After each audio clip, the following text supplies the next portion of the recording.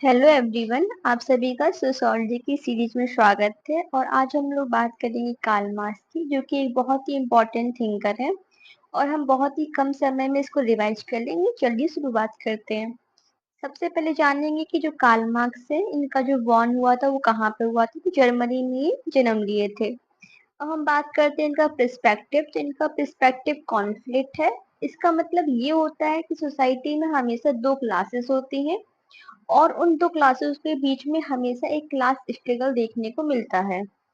And third thing, कि जो Karl Marx है उनका जो स्टडी था वो मैक्रो थिंकर थे, क्योंकि उन्होंने सोसाइटी को एज अ होल स्टडी किया था, ना कि पार्ट वाइज। उन्होंने सोसाइटी के प्रॉब्लम को भी एज अ होल ही देखा था, इस वजह से इनको मैक्रो थिंकर कहा जाता है।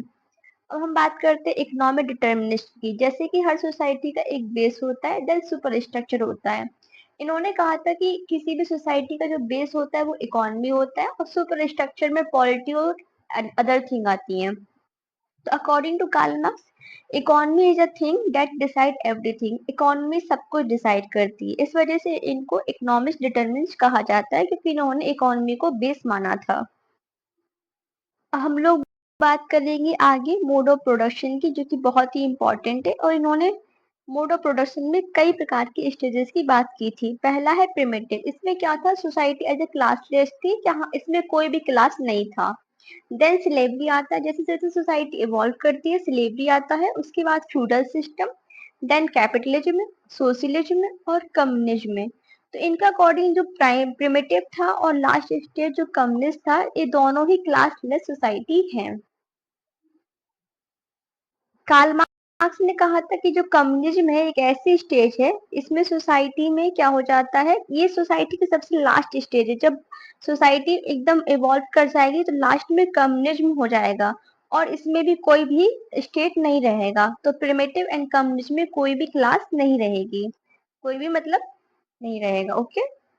अब हम लोग बात करते हैं इनकी एक इम्पॉर्टेंट कॉन्सेप्ट एलिनेशन की। एलिनेशन क्या होता है, खुद का किसी चीज से एलिनेशन हो जाना, मतलब किसी चीज से अलगा हो जाना। तो इन्होंने कहा था जब भी कोई वर्कर काम करता है तो उसका एलिनेशन चार चीजों से होता है। तो व्हाट आर दैट थिंग्स जिससे एक इंसान अलगाव या फिर एलिनेशन फील करता है। तो from the process of production. तो जिस प्रोसेस से प्रोडक्शन होता है उस प्रोसेस से भी एक इंसान एलिनेशन को फेस करता है। जब वो इंसान किसी प्रोडक्ट को बनाता है तो वो उस प्रोडक्ट से भी एलिनेशन हो जाता है। वो अच्छा प्रोडक्ट बनाता है लेकिन उसमें उसका कोई हक नहीं होता, वो उस प्रोडक्ट को यूज नहीं करता है। फेलो वर्कर, बहुत सारे वर्कर साथ में काम करते हैं, लेकिन जब एक वर्कर काम करता है तो उसके फेलो वर्कर से उसका कोई भी मतलब कांटेक्ट नहीं रहता है और खुद से भी उसका एलिनेशन हो जाता है। तो हम अगेन इसको समराइज करेंगे कि किस किस से एलिनेशन हो जाता है। तो from the process of production, from the product, from the fellow worker and from the one self. खुद से और प्रोडक्ट से, फेलो वर्कर से और प्रोडक्शन से। अब हम लोग बात करेंगे बहुत ही इंपॉर्टेंट कॉन्सेप्ट की, क्लास स्ट्रगल, जो कि हम लोग पहले देख चुके हैं।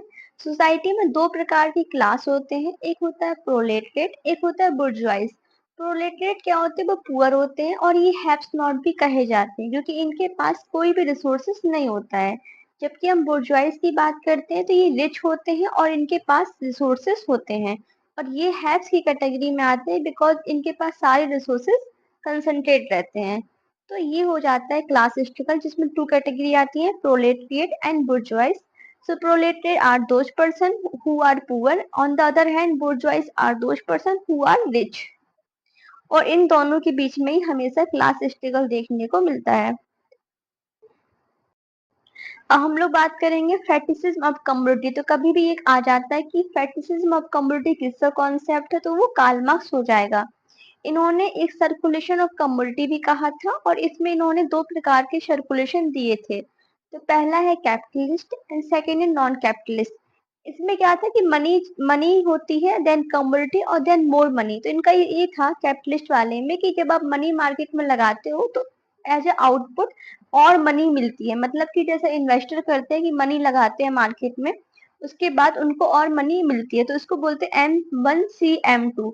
ये mostly capitalist mode of production या फिर कैपिटलिस्ट सर्कुलेशन ऑफ कमोडिटी कहलाता है, क्योंकि इसमें क्या होता है, इसमें मनी और मिलती है और कैपिटलिस्ट का अल्टीमेटम गोल होता है मैक्सिमाइजेशन ऑफ प्रॉफिट, तो यहाँ पे प्रॉफिट होता है। On the other hand non capitalist में क्या होता है, कमोडिटी, मनी एंड कमोडिटी, यानी कि C1 M एंड C2। तो ये हो गया circulation of commodities.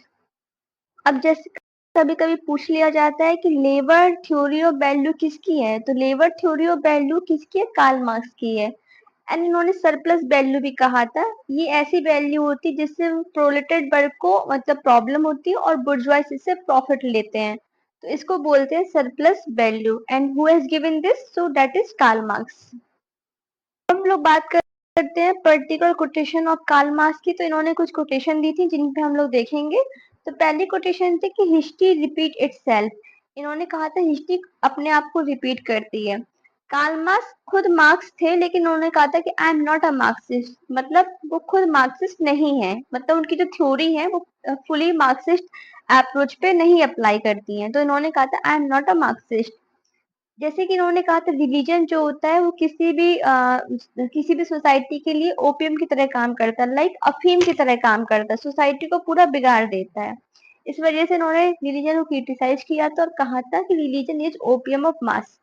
And then he said capitalism has its own seed of destruction, जो कैपिटलिज्म है वो खुद को ही डिस्ट्रॉय कर देगी। And revolution are locomotive of history, revolution क्या है, लोकोमोटिव ऑफ हिस्ट्री होता है। तो ये उनकी कुछ इंपॉर्टेंट कोटेशन है जो आज हम लोगों ने पढ़ी है। नेक्स्ट टॉपिक बहुत ही इंपॉर्टेंट है और इनकी इंपॉर्टेंट बुक्स हैं जो हमेशा पूछी जाती है, याद रखिए इनको हमेशा कोलॉजी में लगाने के लिए पूछा जाता है और हम इसमें ध्यान देंगे। तो इनकी जो पहली बुक है that is philosophical manifesto of historical school of law, तो ये उनकी पूरी एक सिंगल बुक है, philosophical manifesto of historical school of law, that he जो इन्होंने लिखा था इन 1842 में। इसके बाद आता है critique of Hegel's philosophy of right 1843 में। हम उसके बाद बात करते हैं ऑन द जूइश क्वेश्चन 1843 में, and economic and philosophical manuscript. तो ये जो इकोनॉमिक एंड फिलोसफिकल मैन्युस्क्रिप्ट है ये 1932 में लिखी गई थी और इसके पहले फिलोसफिकल मैनिफेस्टो आया था, इसको याद रखिएगा, पहले फिलोसफिकल मैनिफेस्टो है उसके बाद इकोनॉमिक एंड फिलोसफिकल मैन्युस्क्रिप्ट है।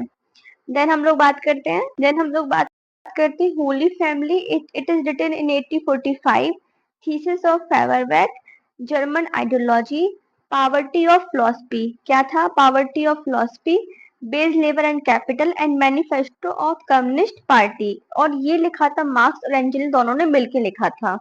जैसा कि हम जानते हैं इनकी बुक्स बहुत इंपॉर्टेंट हैं, तो इस बार इनको एक बार और रिवाइज करना इंपॉर्टेंट है। सबसे पहले क्या आएगी, philosophical manifesto of historical school of law, then आता है critique of Hegel's philosophy, on the Jewish question, economic philosophical manuscript of 1842, the holy family, thesis of Feuerbach, German ideology, wages labour and capital and then manifesto of communist party, और जिसको marks और angel दोनों ने मिलकर लिखा था। तो ये आज हम लोगों ने कार्ल मार्क्स की पढ़ा है जो कि बहुत ही इम्पोर्टेंट है और लास्ट टाइम डिवीजन के लिए बहुत इम्पोर्टेंट है। तो थैंक्स फॉर वॉचिंग।